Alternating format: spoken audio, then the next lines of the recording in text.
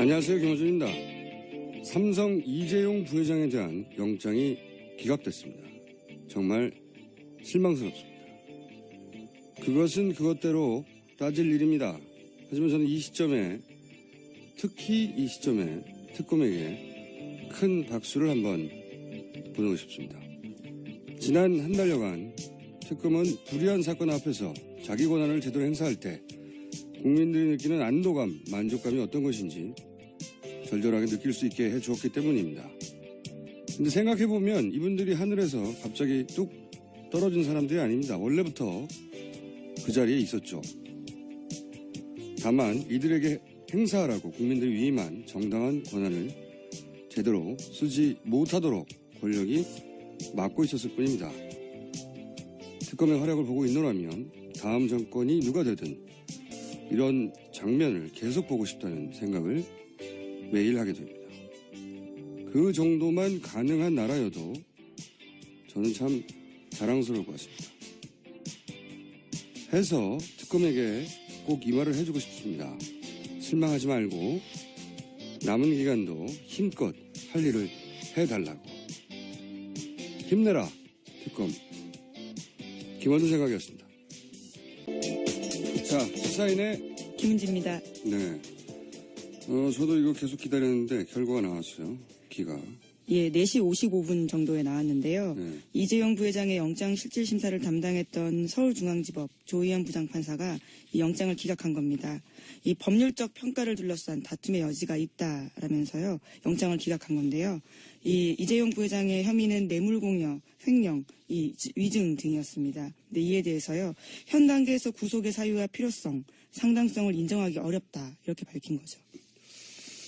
자, 이 관련 저는 이거 영장 실질심사 결정문을 여러 번 읽어봤는데 이게 굉장히 표준적인 답변이에요. 네, 표준적인 답변인데 개인적으로는 이게 대가가 없다는 건지 아니면 구속까지는 아니지 않냐 이건지 일반인들이 읽어서는 좀 헷갈려요. 전 그래서 이거 대단히 비겁한 결정문이다. 왜 비겁한 결정문이라고 생각하냐면 몇 줄 안 되거든요. 그렇죠. 총 5줄 정도 됩니다. A4 용지로요. 그리고 요런 정도의 원래 결정문을 내놓긴 해요. 사안이 작더라도. 근데 지금 사안의 중대성으로 보자면 이렇게 드라이한 몇 줄 문장에 숨을 일이 아니거든요. 왜 기각했는지 사실은 명확하게 밝혀줘야 돼요. 근데 이 문장 자체에는 별 문제가 없을지 모르겠지만 대단히 표준적이고 그래서 더욱 저는 비겁하다. 이 정도 사안을 기각시킬 거면은 왜 기각할 수밖에 없는지 구체적으로 써주거나 그래야 특검이 거기 따라가지고 다시 재청구하든가 말든가 하죠. 그래서 저는 아무런 특징이 없기 때문에 비겁한 판결문이라고 생각하는데 요 대목에 대해서는 이제 제가 부장판사 출신이 아니기 때문에 읽기에는 그런데 요 사안에 대해서는 잠시 후에 부장판사 출신분 한번 연결해서 뭐가 문제인지 한번 따져보려고 하고요. 약 1분 후에 네네. 따져보려고 하고 사실 이 현재라는 단서 이게 있거든요. 현재까지는 예, 현 단계에서 예. 구속의 사유와 필요성, 상당성을 인정하기 어렵다. 저는 이 단서가 더 비겁하다고 봐요. 마치 더 보강수사하면 받아주긴 주겠는데 이런 느낌도 들고 물론 이게 다 표준적인 문장들이에요. 표준적인 문장들. 이 문장 자체가 문제가 없다기보다는 이렇게 드라이하게 아무런 특징도 없이 평소에 하듯이 뚝 내놨다는 자체가 전 말이 안 된다고 생각해요. 이 정도 사안에서. 이게 역사적인 판결이거든요. 결정문이고. 그리고 또 한 가지 이게 그렇게 어려운 결정인가 이게 생각해보면 이게 삼성 주장대로만 하면 대통령이 협박해서 할 수 없이 던졌다는 거잖아요. 그렇죠. 예. 아주 간단합니다. 복잡할 거 없어요. 근데 며칠 전에도 제가 비유를 했지만 대통령이 협박해가지고 300만 원어치 친구 딸한테 선물 줬다는 거예요. 근데 집에 왔더니 금고에 3억이 있네.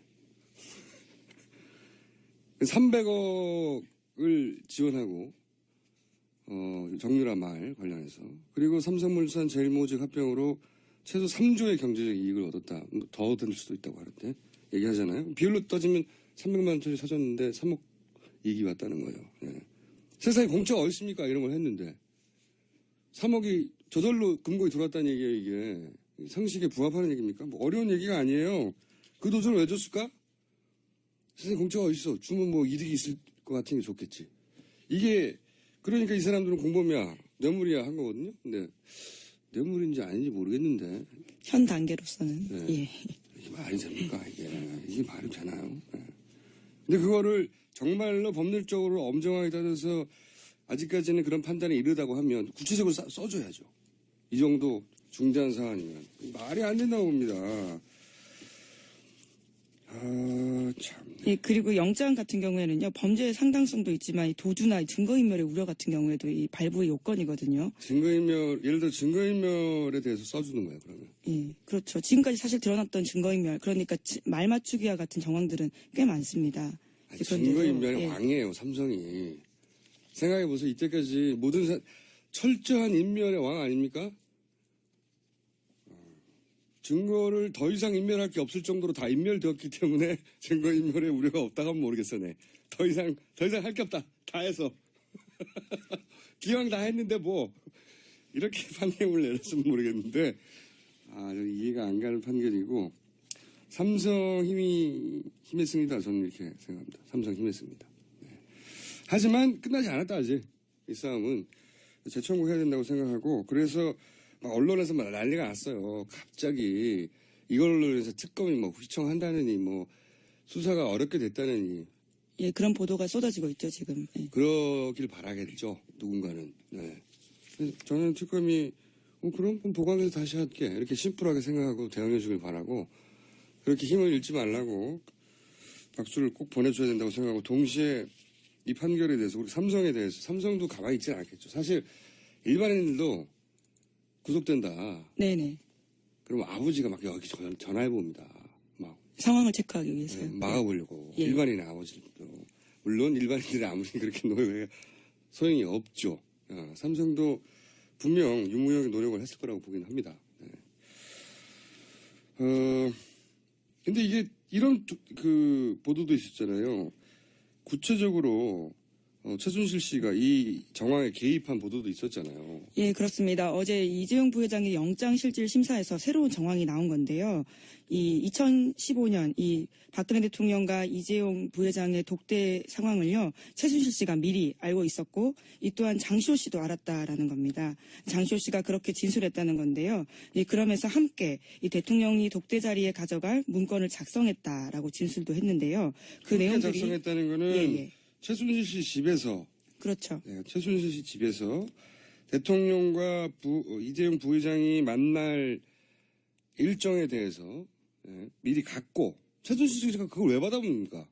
자기가 그걸 받아보고, 그리고 최순실 씨 집에서 그 일정 자료를 그 장시호 씨가 옆에 보고 있는데 대통령과 함께 내용을 정리했다는 거 아니에요? 뭐 통화하면서 했겠죠, 아마도. 그러니까 그 자리에서 어떤 이야기를 할지 상의를 했다라는 건데요. 그래서 이제 정리한 자료를 대통령에게 전달했는데, 이 독대 말씀 자료로요. 거기에 써 있는 내용들을 보면요, 이 서로 주고받기 정황들이 나와 있습니다. 그러니까 대통령이 최 씨 일가의 금전 지원을 요청하는 것과 함께요, 이 정권 내 승계, 합병이 승계에 도움을 준다, 이런 이 말씀 자료가 쓰여 있다라는 거죠. 이 말씀 자료가 또 최순실 씨 집에서 만나게 하루 전날 만들어줬다는 거잖아요. 이 장시호 씨도 이를 봤다라고 증언을 하고 있고요. 아니, 이걸 보고 어떻게 대가성이 없다고 소명이 제대로 안 됐다고 합니까? 이거 저랑 김은지 기자는요, 진작에 구속됐어요. 아니, 그런 짓을 하지 않죠. 진작에 구속돼가지고 벌써 갇혀 있어요. 삼성이니까 안 갇힌 겁니다. 삼성이니까. 자, 이 대목에서 여기까지 비전문가의 부장판사 출신이 아닌 사람의 해설을 들으셨고, 부장판사 출신 한번 연결해 보겠습니다. 이정열 전 판사님 전화 연결되어 있습니다. 안녕하세요, 판사님. 네. 안녕 못합니다. 아니, 제가 이거 미니 인터뷰이기 때문에 네. 길게 이야기하기보다는 포인트를 좀 짚어 주시길 원하는데, 우선은 저는 이게 문장이, 이 결정문 자체가 문제가 있다고 볼 수는 없죠. 결정문은 통상적인 결정문 아닙니까? 그렇죠. 예. 그래서 저는 비겁하다는 겁니다. 그렇게 생각하는 게, 엄청나게 비겁하죠. 네. 그죠? 그러니까 이런 정도의 중대한 사안에서 이렇게 아무 사건이나 내놓는 표준적인 결정문 정도 내놓는 것 그 자체가 비겁한 거 아닙니까? 우선. 그렇죠. 예. 맞습니다. 이 드라이한 문장 뒤에 숨었다 저는 이렇게 생각이 드는데 네. 근데 여기서 이제 문장을 읽다 보면 그 소위 부장판사 출신 몇 명 없잖아요. 일반인들은 이게 대가성이 없다는 건지 아니면은 그 대가성이 있는지 없는지 판단을 하지 않고 구속까지는 아직 아니라는 건지 애매모호해요. 네. 이게 무슨 뜻입니까? 이 판사의 언어를 읽자면. 구속의 필요성 부분은 뭐랄까 액세서리라 그럴까 양념이라 그럴까 그렇게 들어간 것 같고요. 예. 예, 일단은 현재로서는 대가성이 없다라고 본 것으로 해석하는 게 맞지 않나 싶습니다. 아, 이게, 판사의 언어로, 네. 이 의미를 읽어보면, 문장 자체로는 뭐, 정답 병렬이어가지고, 뭐라는 건지 도대체 잘 모르겠는데, 판사의 언어를 읽을 때는, 대가성이 아직도 소명이 안 된 거 아니냐, 이렇게 읽힌다는 거죠. 예.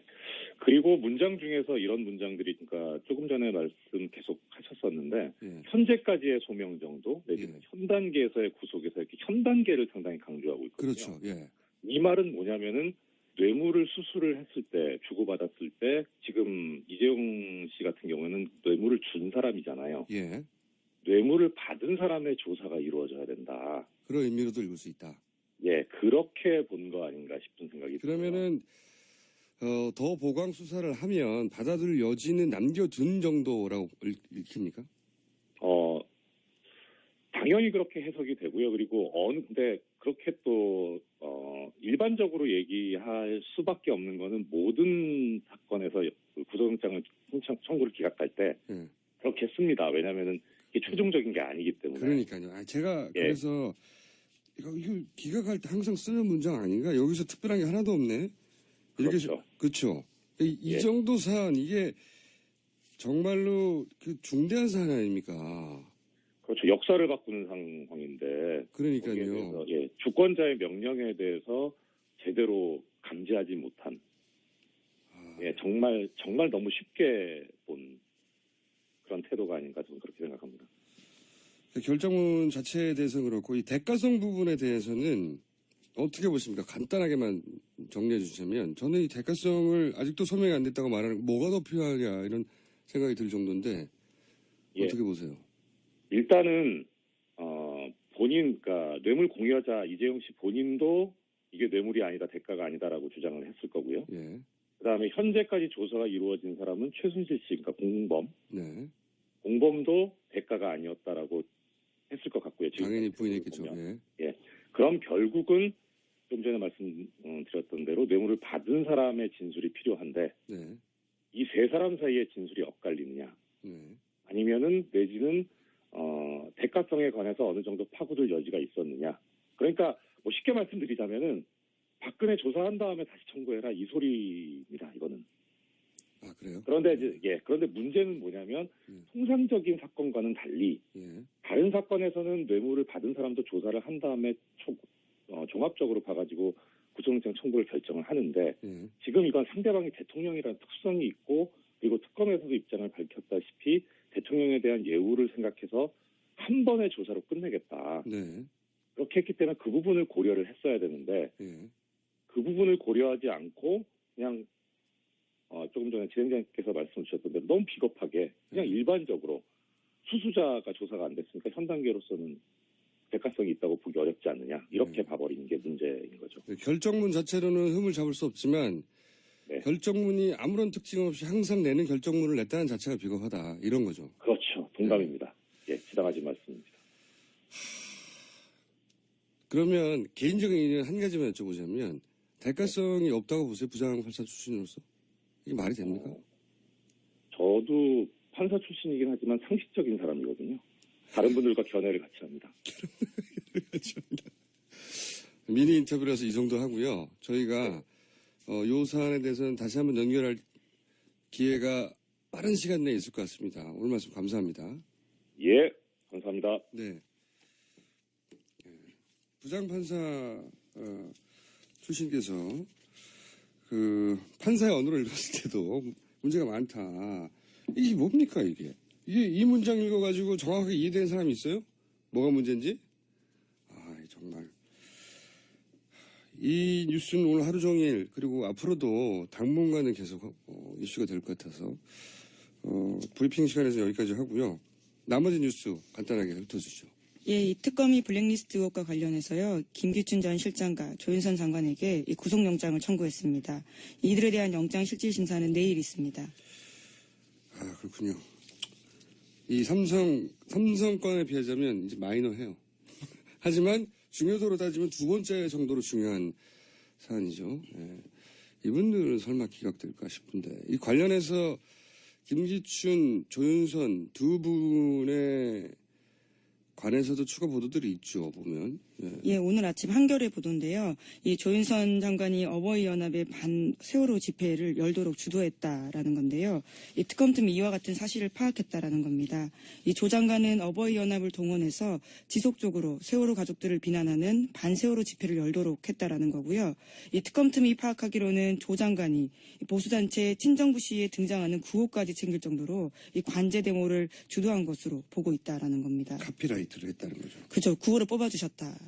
야, 예. 이건 뭐랄까, 이게 굉장히 상징적인 뉴스네요. 그러니까 조윤선 장관이 외모로도 그렇고 말투로도 그렇고 청문회에서 나와서도 본인은 정말 무고하고 그리고 그런 거를 하기에는 내가 너무 그렇게 추잡한 일을 하기에는 저는 그런 사람이 아니에요. 이런 고귀한 엘레건트한 의원님 이 스탠스를 취했는데 이게 가장 저열한 수단 아닙니까 이게 자기 마음에 안 든다고 조폭 동원하는 거 똑같은 거거든요. 어버이연합을 그리고 문구를 직접 써주고 그리고 그 대상이 무슨 죄질이 더 나쁜 것이 상대가 무슨 같이 싸우는 조폭 집단이 아니라 이 피해자 유가족이잖아요. 세월호를 아이를 잃은 부모들이 무슨 국가로부터 왜 이런 꼴을 당해야 됩니까? 이거 말이 안 되는 건데 이때까지 조윤선 전 장관, 아직은 장관이죠. 장관 관련해서 블랙리스트를 작성했다보다 훨씬 더 임팩트가 있는 뉴스네요. 어버이연합을 동원했다. 구호를 직접 만들어줬다, 이건. 어디 보도입니까? 예, 한겨레신문이 아침에 보도했습니다. 한겨레신문. 잘했다고 해주고 싶고요. 네. 자, 또 생각나네요. 응? 세상에 공짜가 어딨어요. 아이 진짜. 삼성 관련돼서 그러니까 돈을 말씀이십니까? 300억이나 냈는데 그게 공짜란 얘기 아닙니까 이게. 예, 특검팀이 발표한 바로는 400억이 넘습니다. 예. 아니 그거는 이제 예. 재단까지 합쳐서 예, 그렇죠. 그냥 예. 최순실 씨의 딸 말 정유라 씨. 때문에 말 때문에 줬다 줄 돈까지 합치면 300억이라는 거 아니에요. 300억을 누가 그냥 줍니까? 협박받았다고 말도 안 되는 소리를 진짜. 세상에 공짜가 어딨어요. 아이 화나네. 다음 뉴스는 제목 정도밖에 할 수 없을 것 같은데. 예. 예, 정우성 전 비서관에 대한 형사재판이 어제 있었는데요. 이 박 대통령 지시로 최순실 씨에게 기밀 문건 건넨 사실 인정했습니다. 이번에 태도가 또 바뀌었어요? 예, 그렇죠. 애초에 태블릿 PC 증거로 인정 못하겠다라면서 문제 제기했었었는데요. 다시 또 어제는 이 대통령과의 공모 사실을 인정하는 태도로 바꾼 겁니다. 그 태도 변화는 변호사 때문이라고 보여집니다. 예, 그래 보입니다. 예. 예, 그거 바로 직전에 쭉 처음부터 인정했었거든요. 맨 처음부터. 그런데 바로 직전에 재판에서 차기한 변호사였던가요? 예, 차기한 변호사라고요. 세월호 특조위 여당 추천 몫이기도 합니다. 네, 그분이 갑자기 들어왔고. 그렇죠. 예. 이분은 세월호 특조위 출신인데 거기서 이제 세월호 특조위가 안 되도록 기여한 분이죠. 근데 이분이 갑자기 들어와가지고 갑자기 부인하게 만들죠. 예. 어떻게 설득했는지는 모르겠어요. 아마도 공모야 나쁜 짓을 꾸몄다는 뜻 아니냐 이런 식으로 설득했는지 어쨌든 사실은 계속 인정해오던 것을 부인하면 자기네도 이 정우성 비서관 본인에게는 불리한 그렇죠. 거죠. 예. 근데 이제 원래 있던 변호사가 가가지고 왜 부인했냐고 다시 설득한 것 같아요. 예, 그래서 심지어 어제 차기한 변호사는 법정에 나오지 않았다라고 합니다. 차기한 변호사는 정우성 씨의 변호를 한 게 아니라 역시 마찬가지로 태블릿과 마찬가지로 이경재 변호사하고 마찬가지로 대통령 변호를 한 거죠. 예. 대통령 변호를 위해서 투입됐던 변호사였던 것으로 추정되는 그래서 이분과 이분이 변호인이 된 경위를 한번 따져볼 필요가 있다. 언론들은 왜 갑자기 가셨죠? 예, 이번 재판에 왜 안 나오셨죠? 왜 투입되신 거죠? 왜 부인하게 만드신 거죠? 질문할 필요가 있고 구체적으로 따져봐야 됩니다.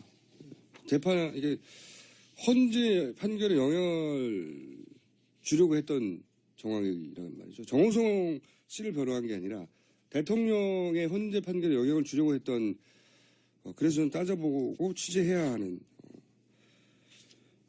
정황이라고 생각합니다. 자, 제목 정도 훑을 수 있을 것 같아요.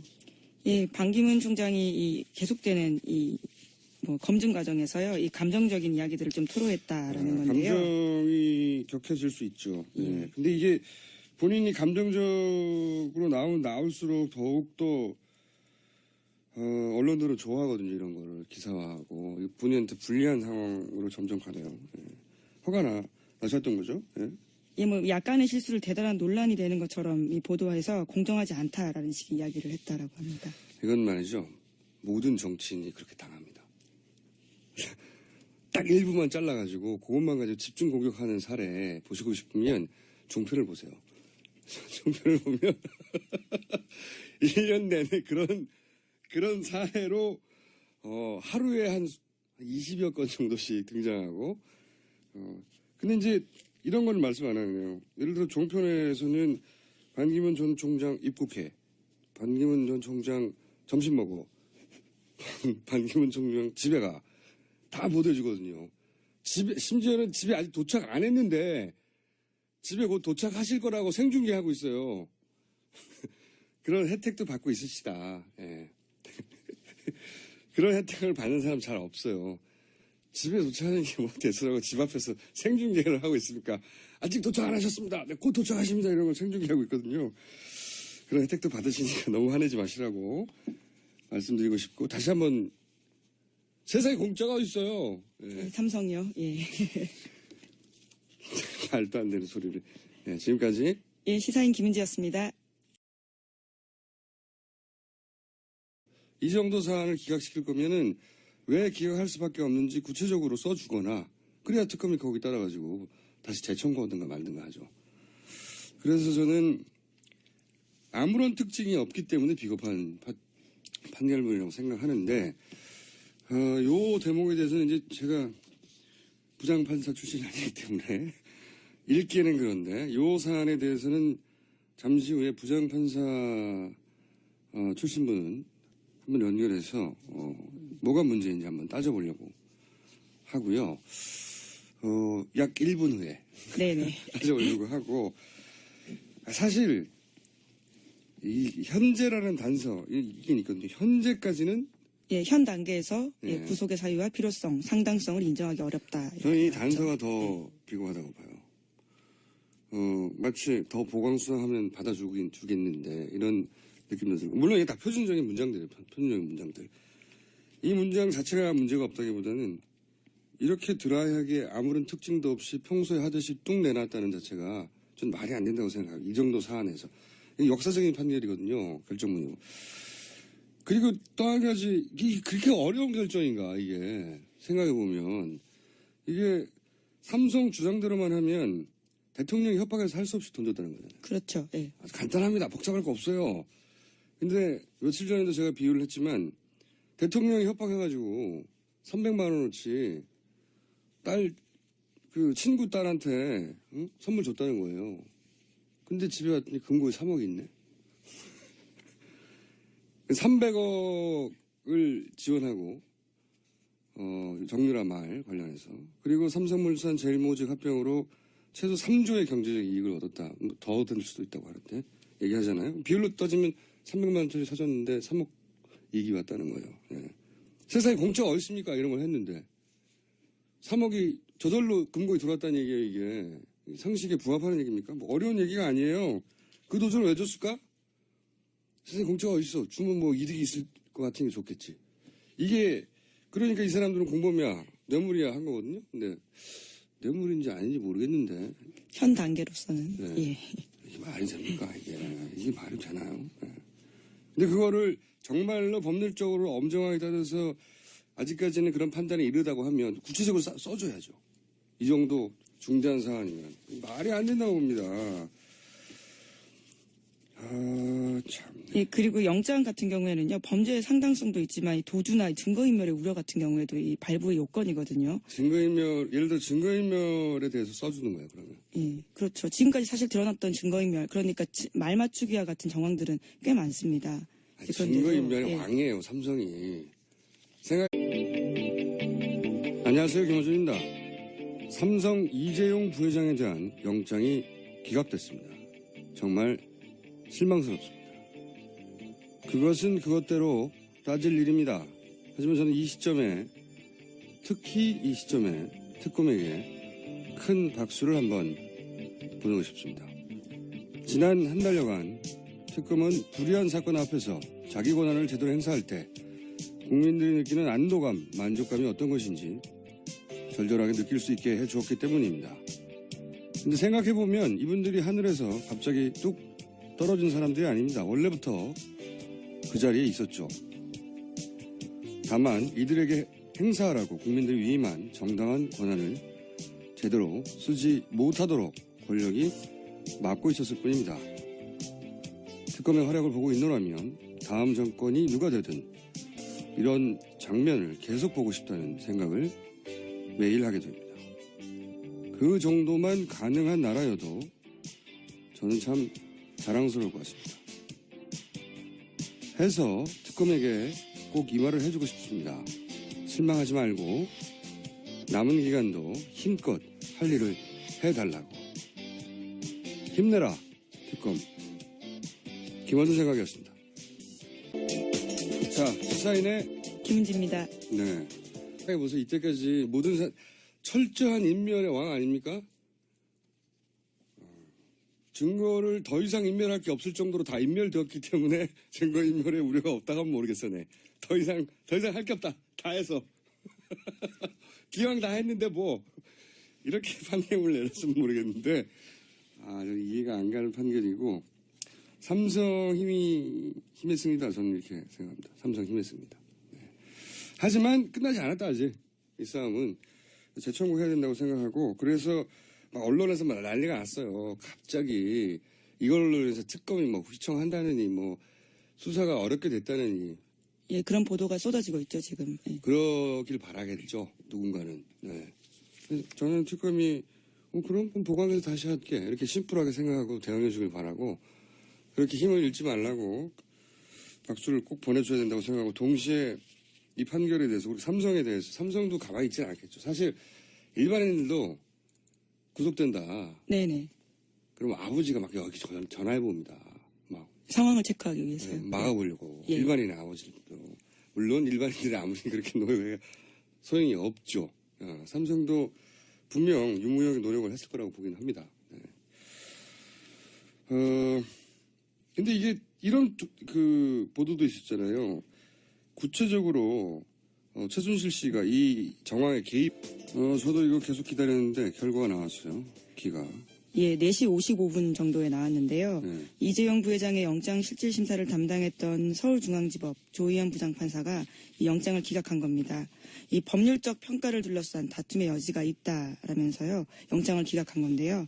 이 이재용 부회장의 혐의는 뇌물공여, 횡령, 위증 등이었습니다. 근데 이에 대해서요. 현 단계에서 구속의 사유와 필요성, 상당성을 인정하기 어렵다. 이렇게 밝힌 거죠. 자, 이 관련 저는 이거 영장 실질심사 결정문을 여러 번 읽어봤는데 이게 굉장히 표준적인 답변이에요. 네, 표준적인 답변인데 개인적으로는 이게 대가가 없다는 건지 아니면 구속까지는 아니지 않냐 이건지 일반인들이 읽어서는 좀 헷갈려요. 전 그래서 이거 대단히 비겁한 결정문이다. 왜 비겁한 결정문이라고 생각하냐면 몇 줄 안 되거든요. 그렇죠. 총 5줄 정도 됩니다. A4 용지로요. 그리고 요런 정도의 원래 결정문을 내놓긴 해요. 사안이 작더라도. 근데 지금 사안의 중대성으로 보자면 이렇게 드라이한 몇 줄 문장에 숨을 일이 아니거든요. 왜 기각했는지 사실은 명확하게 밝혀줘야 돼요. 근데 이 문장 자체에는 별 문제가 없을지 모르겠지만 대단히 표준적이고 그래서 더욱 저는 비겁하다.